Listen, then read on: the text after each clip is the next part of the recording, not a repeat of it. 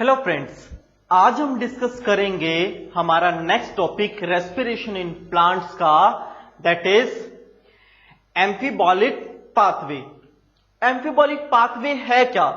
सबसे पहले आपको ये जानना चाहिए कि प्लांट्स के केस में रेस्पिरेशन के लिए मेनली किन किन न्यूट्रिएंट्स की जरूरत होती है और उन न्यूट्रिएंट्स से स्पेसिफिक कौन सा ऐसा मॉलिक्यूल रिलीज होता है जो कि डायरेक्टली इन्वॉल्व करता है रेस्पिरेशन में, राइट? न्यूट्रिएंट मेनली किस किस फॉर्म में अवेलेबल होते हैं? पहला कार्बोहाइड्रेट की फॉर्म में, दूसरा प्रोटीन की फॉर्म में और तीसरा फैट की फॉर्म में, राइट? देखिए, अगर कार्बोहाइड्रेट की फॉर्म में अवेलेबल है न्यूट्रिएंट तो ट्रांसपोर्ट किस में होगा? वो किस फॉर्म में अवेलेबल होगा? या तो होगा fructose, sucrose, glucose, differ form में अवेलेबल होगा जो कि मैक्रोमोलिक्यूल है शुगर के केस में। तो कार्बोहाइड्रेट की जो डिफर फॉर्म है, सबसे पहले उसकी जो सिंपल फॉर्म है that is the glucose. Glucose by the oxidation process in the glycolysis changes into the fructose 1,6-bisphosphate, right, in the presence of phosphate group। और उसके बाद जब रिएक्शन होगी that is the dihydroxy acetone phosphate और glyceraldehyde 3-फॉस्फेट। Glyceraldehyde 3-फॉस्फेट किस case में बनेगा? In the process of the glycolysis. Glyceraldehyde से कन्वर्ट होगा ग्लाइकोलिसिस पायरुविक एसिड, और यहां पर पायरुविक एसिड पे यहां पर ग्लाइकोलिसिस खत्म हो जाती है, जहां पर 3 मॉलिक्यूल्स ऑफ पायरुविक एसिड आएगा वहां पर, राइट? फर्दर पायरुविक एसिड में भी जब रेस्पिरेशन के लिए 2 तरह की प्रोसेस होती हैं, एरोबिक और एनारोबिक, तब वो रिएक्शन कहां से स्टार्ट होती है? Start from the pyruvic acid. Pyruvic acid में अगर पायरुवेट डिहाइड्रोजनेस होगा, ठीक है, तो किसमें चला जाएगा वो? In the presence of carbon dioxide anaerobic में चला जाएगा, और एनारोबिक में जाने से क्या बनाएगा? इथेनॉल बनाएगा या कार्बन डाइऑक्साइड बनाएगा। दूसरा प्रोडक्ट क्या बनाएगा? लैक्टिक एसिड बनाएगा। लेकिन अगर यही एरोबिक में चला गया तो एनर्जी रिलीज करेगा, carbon dioxide further oxygen release करेगा। तो एसिटाइल को एंजाइम से दोबारा चले कर्व साइकिल यानी टीसीए साइकिल में चला जाएगा तो वाटर और कार्बन डाइऑक्साइड रिलीज हो जाएंगे, राइट?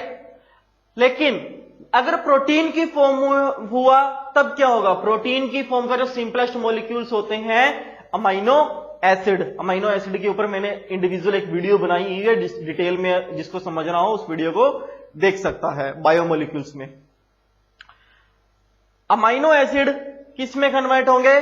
पायरुविक एसिड में। पायरुविक एसिड दोबारा से एसिटाइल को एंजाइम में, वो फिर कर्व साइकिल में जाके लास्ट एंड प्रोडक्ट फिर से वही डेवलप करेंगे। सिमिलरली अगर फैट में चला जाता है, फैट से फैटी एसिड में, फैटी एसिड और ग्लिसरॉल में, ग्लिसरॉल से क्या बनेगा? डाइहाइड्रोक्सी एसीटोल फॉस्फेट, फिर pyruvic acid, acetic acid, curve, उसके बाद फाइनल प्रोडक्ट। अगर ये डायरेक्ट पायरुविक एसिड में कन्वर्ट होते हैं फिर दोबारा से एसिटिक एसिड और कर्व साइकिल और दैट। अब ये कंप्लीट एक स्टैंडर्ड प्रोसेस बना। अब हर एक में कहां पे आ रहा है? उस सबकी जो सेंटर पॉइंट क्या है? पायरुविक एसिड है। अब पायरुविक एसिड ऐसा क्या है कि टोटल एक पाथवे है, तो इस सभी पाथवे को एक स्टैंडर्डाइज नेम दिया गया है जिसे एक फ्लो चार्ट के थ्रू रिप्रेजेंट किया गया है, राइट? और उस फ्लो चार्ट की जो रिप्रेजेंटेशन है एक balance sheet of the pathway बनाई गई है। वो balance sheet of the pathway क्या है आइए पढ़ते हैं, उसके क्या क्या रूल हैं। So this is the amphibolic pathway.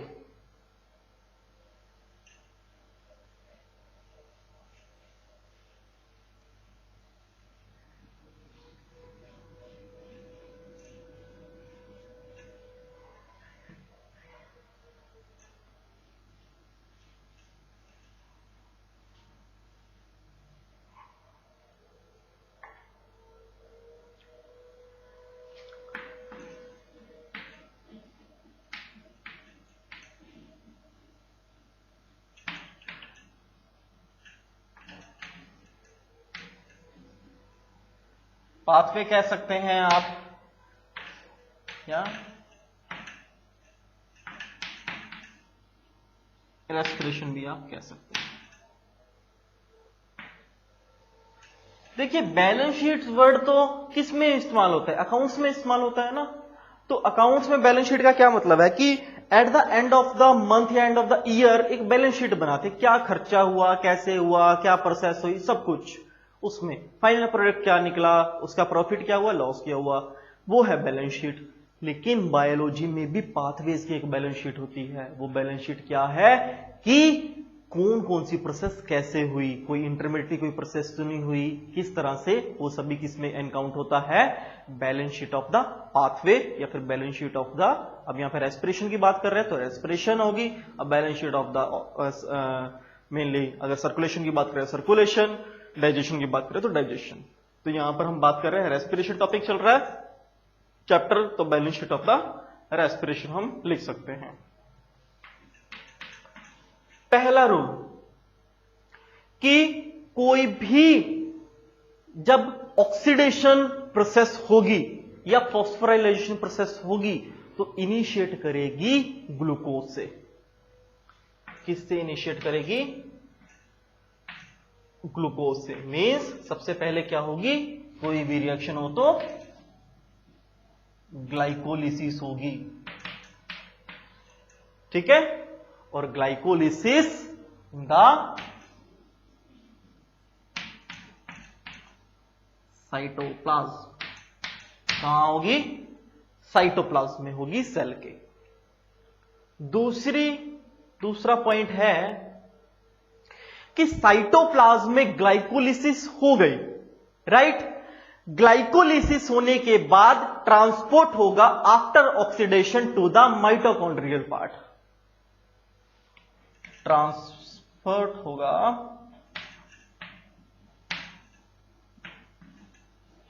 Cytoplasm से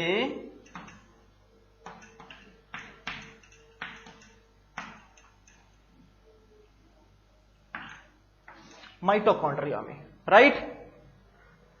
थर्ड रूल है, थर्ड बैलेंस शीट का रूल है कि जब ग्लाइकोलिसिस हुआ, ग्लाइकोलिसिस के बाद स्टेप बाय स्टेप क्या होगा, ग्लाइकोलिसिस के बाद हमने क्या स्टडी किया था, एनारोबिक, एनारोबिक के बाद TCS cycle, electron transport, aerobic.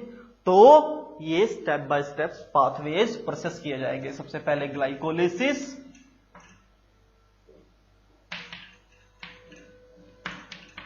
TCA, electron transport और further rest of the pathway, ठीक है।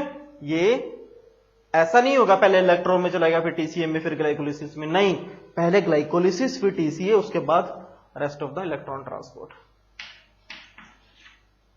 चौथा पॉइंट, साइटोप्लाज्म से माइटोकॉन्ड्रिया में चला गया, ग्लाइकोलिसिस साइटोप्लाज्म में होगी। अब ग्लाइकोलिसिस और टीसीए मान के चलो ये पाथवे हो गया, इसका इंटरमीडिएटरी पाथवे कोई नहीं होगा।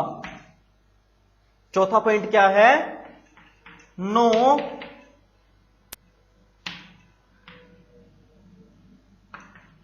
Intermediary pathway. जैसे अभी आपने थोड़ी देर पहले एम्फिबॉलिक पाथवे पढ़ा था, तो उसका कोई कोई भी सेंटर में कोई भी अगर कोई पाथवे चल रहा है, एक तो साइड बाय साइड नहीं चलेगा, ठीक है, स्टेप बाय स्टेप चलेगा, पैरेलल नहीं होता, ठीक है। पैरेलल और स्टेप बाय स्टेप का अलग अलग मतलब, पैरेलल के साथ साथ स्टेप बाय स्टेप, पहले एक खत्म हुआ दूसरा फिर दूसरा तीसरा खत्म हुआ फिर चौथा, फिर इस तरह से। तो कोई भी इंटरमीडिएटरी पाथवे नहीं होगा, और इंटरमीडिएटरी पाथवे नहीं होगा तो फिफ्थ पॉइंट इसी के ऊपर इंडिपेंडेंट है। फिफ्थ पॉइंट क्या है, दैट इज, यहीं पे लिख देता हूं मैं फर्स्ट पॉइंट क्लिक करके,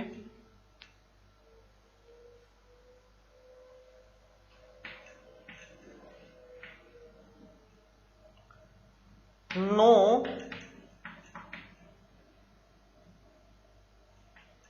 इंटरमीडिएटरी ऑक्सीडेशन और फॉस्फोराइलेशन। जब कोई पाथवे ही नहीं है तो ऑक्सीडेशन और फॉस्फोराइलेशन तो होने का कोई मतलब ही नहीं है।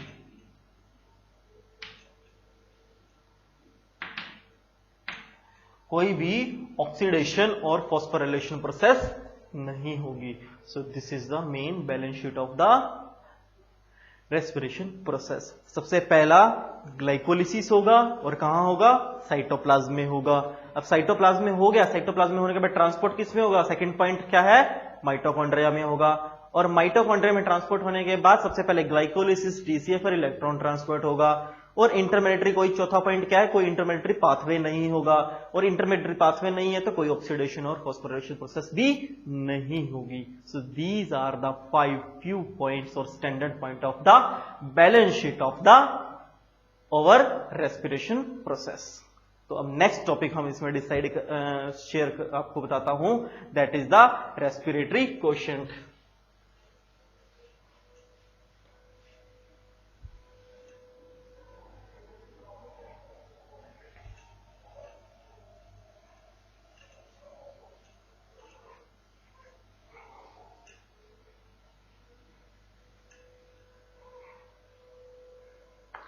टॉपिक है that is the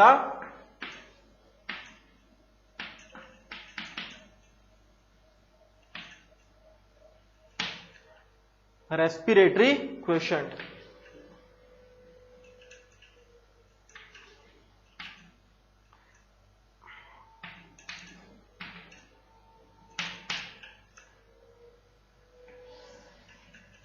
respiratory quotient कहने सबसे पहले एक मैं फॉर्मूला लिख रहा हूं, इस फॉर्मूले से आपको क्लियर हो जाएगा सारा कुछ। रेस्पिरेटरी क्वोशिएंट को रिप्रेजेंट करते हैं RQ से।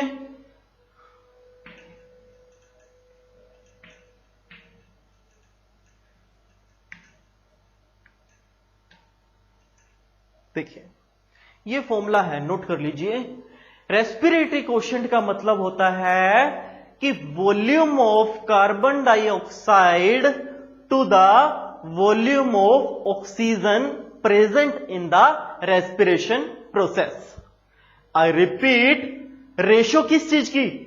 Volume of carbon dioxide to the ratio of volume of oxygen की यहां पर रेस्पिरेटरी क्वोशिएंट रिप्रेजेंट करता है, राइट। अब इसका एक स्टैंडर्ड एक रिएक्शन है, मेन स्टैंडर्ड रिएक्शन है, उससे आपको पता चल जाएगा मैं क्या कहने की कोशिश कर रहा हूं। दैट इज द रिएक्शन क्या है?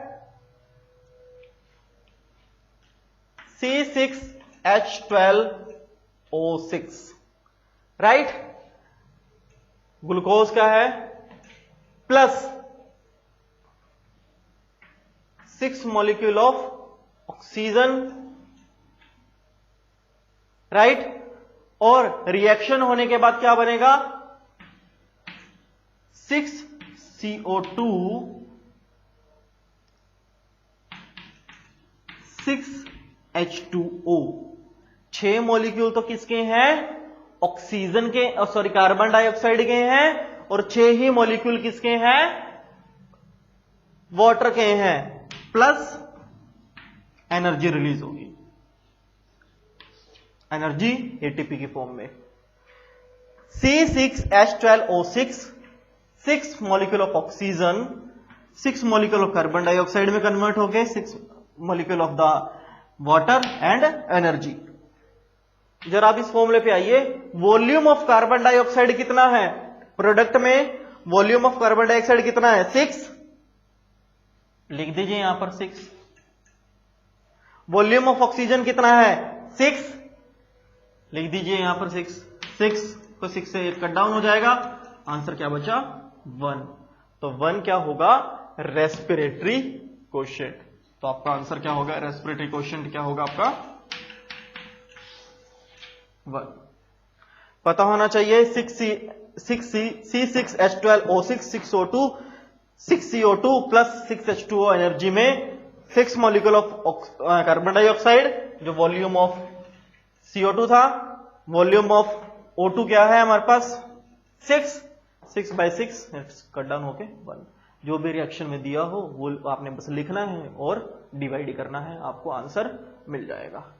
सो फ्रेंड्स, इसी के साथ रेस्पिरेटरी क्वोशिएंट के इस इंपॉर्टेंट न्यूमेरिकल पार्ट के साथ आपका ये chapter respiration in plants finish होता है।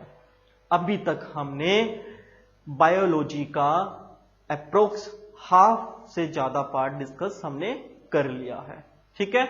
तो फ्रेंड्स, आप रेस्पिरेशन इन प्लांट्स की डिटेल आप स्टार्टिंग से लेकर लास्ट तक की जो भी 5 से 6 वीडियोस हैं देखिए।